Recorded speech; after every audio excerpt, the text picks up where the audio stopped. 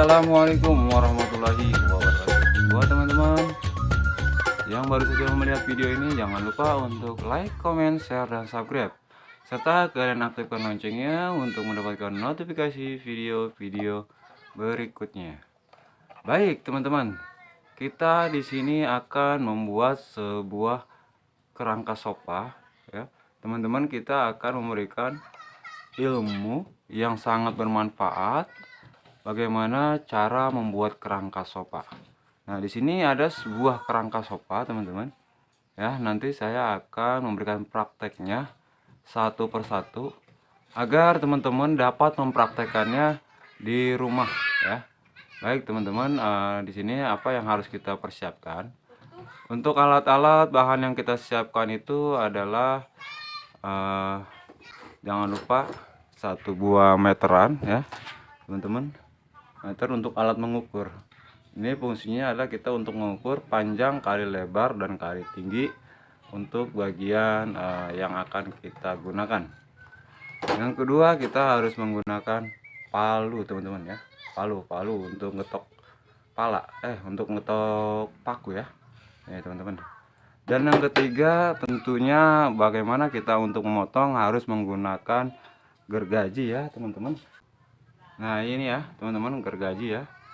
Ini yang kita gunakan untuk memotong kayu. Dan yang keempat, jangan lupa juga kita siapkan ini adalah pencabut paku atau disebutnya geget ya, teman-teman. Apabila ada kesalahan dalam praktek dalam memaku, kita bisa gunakan geget ini ya.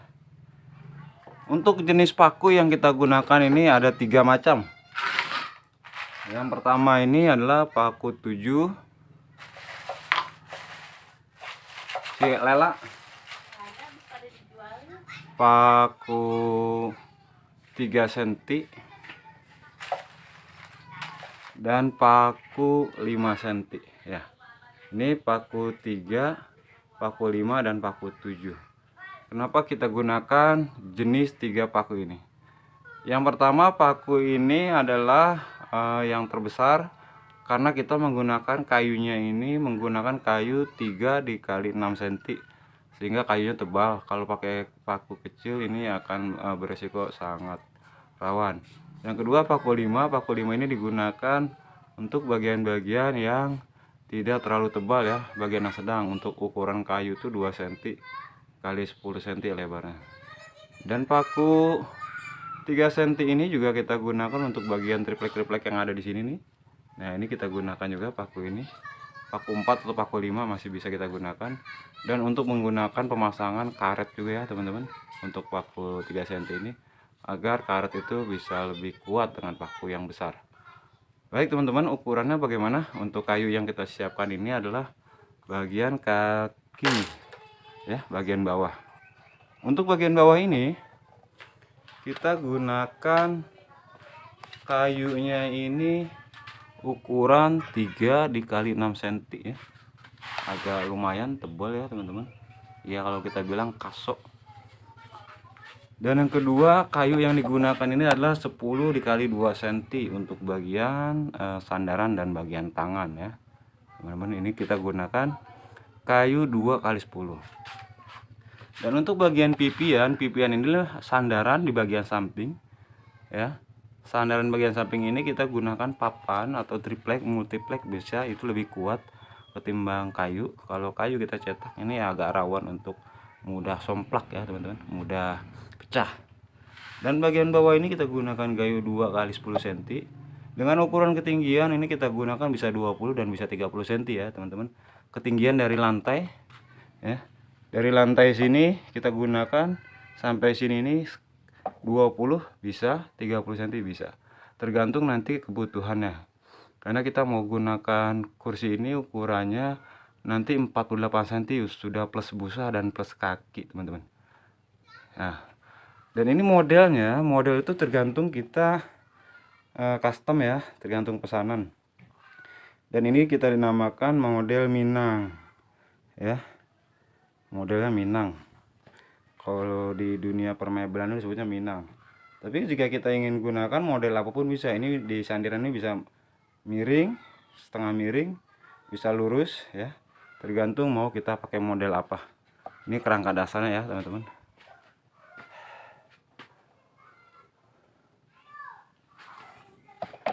Jika masih ada pertanyaan, masih ada yang belum paham, teman-teman bisa langsung aja di kolom komentar.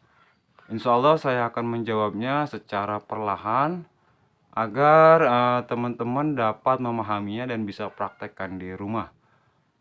Nah, teman-teman nanti bisa langsung aja ke kolom komentar, dan jangan lupa di share video ini ya, di like, di komen, share video ini, dan di subscribe agar teman-teman nanti bisa mendapatkan notifikasi video-video yang akan saya share berikutnya, karena nanti kita akan bersambung pada seri bagian pemasangan busanya.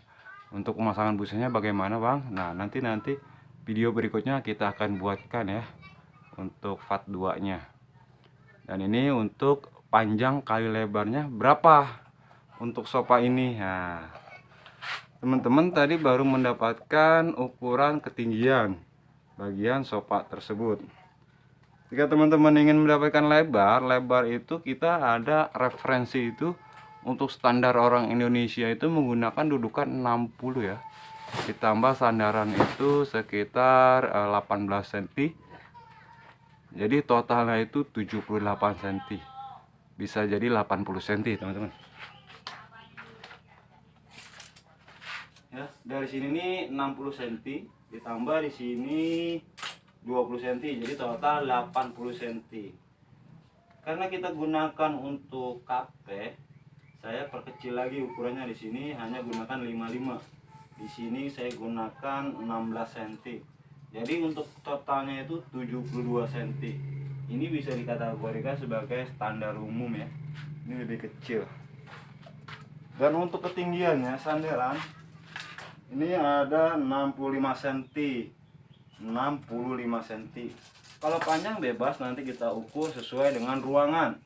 Di sini saya gunakan 1,5 meter ya, 1,5 meter itu dari ujung sandaran ke ujung sandaran. Ini totalnya 1,5 meter ya. Itu teman-teman bisa langsung dipraktekkan. Untuk sampai di sini paham ya teman-teman. Jangan lupa juga kita harus menggunakan fungsi dari tiang di depan sini teman-teman. Jadi di sini nih ada tiang ya. Tiang ini ketinggiannya ini 30 cm ya teman-teman, kanan kiri pojok setiap sudut ini kita kasih tiang ukuran 20 sampai 30 cm, itu tergantung dari kita butuh ketinggiannya. Ini agar apa? Untuk memegang bagian depan dan bagian samping ini agar lebih kuat. Kalau kita langsung pantek di sini dia tidak maksimal, tapi kita gunakan tiang-tiang ya, sini sebutnya. Oke teman-teman, berapa batang sih yang dibutuhkan? Nah ini kita hitung ya teman-teman. Bagian bawah untuk pantekan kaki 1, bagian tengah untuk menyangga bagian bahan dan busa 2, 3 untuk masang karet. Nah ini 4 untuk dudukan karet, 5 untuk bagian pemisah antara dudukan dan sandaran, 6 bagian tengah sandaran, 7 bagian kepala sandaran. Ini ada 7. Dan untuk bagian belakang kita gunakan juga 1 ya, 8. Dan di tengah sini kalau kita mau tambah boleh teman-teman ya. Ini boleh bagian tengah sini. Nanti kita tambah lagi tiang lagi 1 di sini teman-teman. Untuk bagian penyangga sandaran agar dia tidak mudah goyang ya. Kita akan tambah 1 lagi di sini. Oke teman-teman. Nanti kita bagaimana prakteknya di sini. Langsung aja kita tambah ya, agar lebih kuat.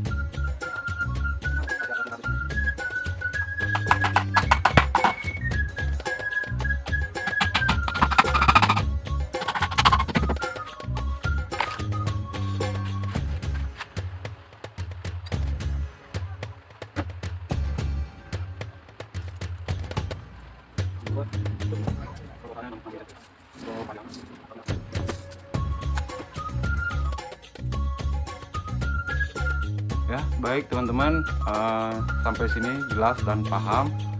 Kalian bisa nanti praktekkan di rumah untuk belajar membuat sofa. Kebetulan saya tidak membuat kelas ya teman-teman. Jika teman-teman ingin langsung saja belajar, bisa langsung pelajari lewat video ini. Baik teman-teman, next untuk videonya nanti kita akan memberikan cara untuk pasang busa pada sofa ruang tamu minimalis.